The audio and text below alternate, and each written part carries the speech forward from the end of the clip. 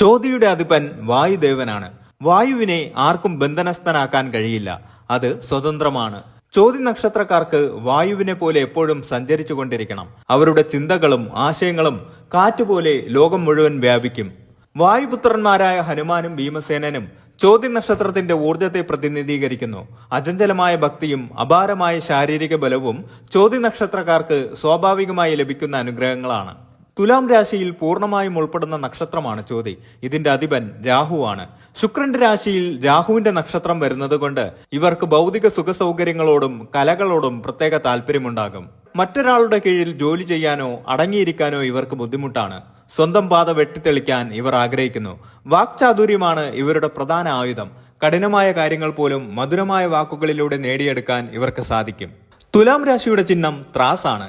അത് സൂചിപ്പിക്കുന്നത് തുല്യതയെയും നീതിയെയുമാണ്. അനീതിയോട് ഇവർ ശക്തമായി പ്രതികരിക്കും.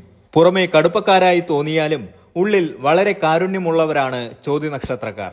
ചോതി നക്ഷത്രക്കാർ കുട്ടിക്കാലത്ത് വളരെ ചടുലതയുള്ളവരായിരിക്കും.